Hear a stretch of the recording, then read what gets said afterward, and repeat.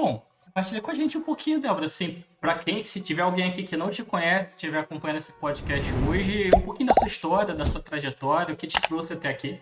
Legal. Bom, eu falo que eu já nasci vendendo, né, Renata? É incrível, né? Eu comecei com vendas lá atrás, eu tinha 9 anos. Eu sou de uma cidade do interior de São Paulo, chamada Jaú. Então, a 400 quilômetros aí de São Paulo, né? Poucas pessoas aí conhecem. E lá, com 9 anos, eu já vendia geladinho para as amigas, tá? Então, eu brinco que eu já vendia geladinho. Com 11 anos, eu vim para São Paulo e já comecei a ajudar minha mãe a fazer cesta de café da manhã.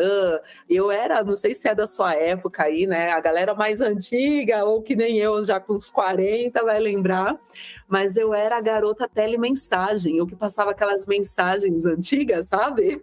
Olha, Aham, então eu que ligava, falava, olá, eu tenho uma mensagem para você. Eu que passava ali as mensagens e eu amava, né? Porque eu gostava de conversar com as pessoas, de me comunicar bastante. Até que com 17 anos, eu comecei a trabalhar no mundo CLT mesmo. Eu perdi meu pai aos 16, então só eu, minha mãe, meu irmão, né, e meu pai. E meu pai faleceu quando eu tinha 16 anos. E a gente sempre foi de uma família muito simples, muito humilde, né, muito simples mesmo.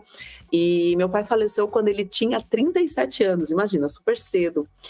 E ali, naquele momento, eu me vi na responsabilidade de, tipo, eu preciso ajudar minha mãe, eu sou a mais velha, eu tenho 16 para 17 anos, eu preciso fazer alguma coisa. E foi quando eu comecei a procurar emprego, assim, fixo mesmo, e uma pessoa lá, né, que eu falo que foi iluminada por Deus, né, nada por acaso, ela pegou, que era o meu chefe antigo, né, ele falou assim, olha, eu não sei se vai dar certo, mas eu vou colocar você num departamento de vendas, de prospecção, olha só, né?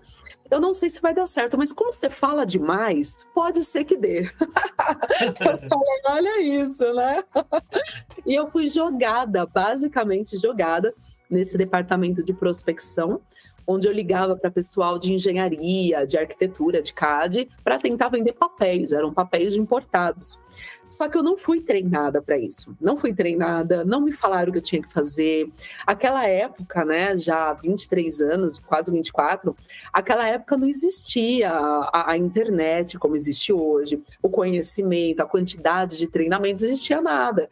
Então eu tinha que buscar, eu tinha que inventar o meu jeito, eu tinha que inventar o meu modo, né? Até a prospecção era muito diferente. Porque hoje em dia tem o Google, tem várias ferramentas, tem, né, LinkedIn, enfim, tem vários, mas naquela época era lista amarela mesmo, né, para você fazer ali a prospecção, então era bem diferente. E eu me lembro que eu até em acampamento de igreja, todo mundo na piscina, e eu com um monte de livros lá estudando, porque eu tinha que descobrir como fazer aquilo que eu não tinha ideia. E recebi o primeiro não, o segundo, o terceiro, o quarto, e aí foi. E após 3 meses eu recebo o primeiro sim. E ele foi decisivo, Renato, para que vários outros sims pudessem vir a partir disso. Eu comecei a falar, meu Deus, deu certo, né? E ninguém acreditava. E eu comecei a continuar aquela prospecção, ligava, fazia quase 100 ligações por dia, para ter uma ideia, tentando criar relacionamento, nem sabia o que era isso, entende? Tentando criar relacionamento com o pessoal e começou a dar certo. E eu comecei a me destacar nessa empresa. E isso eu tinha 19 para 20 anos, eu já era supervisora de vendas nessa nossa, empresa. Eu tinha uma equipe de 100 pessoas, Renato, olha só. com 20 anos, nossa. Aham, com 20 anos, entre vendedores internos, externos, representantes comerciais, e cuidava de 200 PDVs, 200 pontos de venda. E foi ali que eu comecei a treinar a equipe, a dar treinamento, a fazer palestra. Foi nesse momento que eu comecei a fazer isso internamente. E aí começou a minha carreira realmente de vendas, né? Eu falo que a minha CLT, né? Minha época CLT, ela foi bem nessa construção de, então, tinha vendedor júnior, pleno, sênior, supervisora de equipe, supervisora de vendas, gerente comercial, e aí foi, né? E até que cheguei, né, no empreendedorismo. Mas eu falo que eu fui jogada em vendas, e ainda bem, minha mãe já era de vendas, né? Já era da área comercial, todo mundo em casa, mas eu fui jogada em vendas, e ainda bem.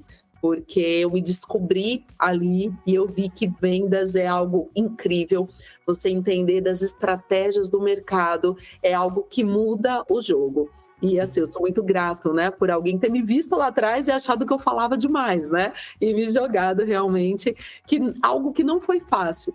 Não foi tudo mar de rosas, né? Tipo, ainda mais por não ter o conhecimento, não ter ali recursos realmente, né, para poder estudar. Mas eu tinha certeza que poderia dar certo, sem nem saber o que estava fazendo, sabe? Mas eu tinha certeza que poderia dar certo. E, sinceramente, eu não tinha outra opção, Rê. Eu tinha ali a minha mãe, com meu pai que tinha acabado de falecer, onde eu precisava ajudar em casa.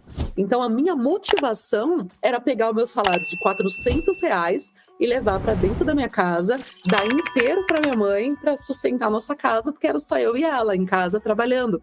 Meu irmão, 4 anos mais novo, né, muito novo, muito pequeno, não tinha condição.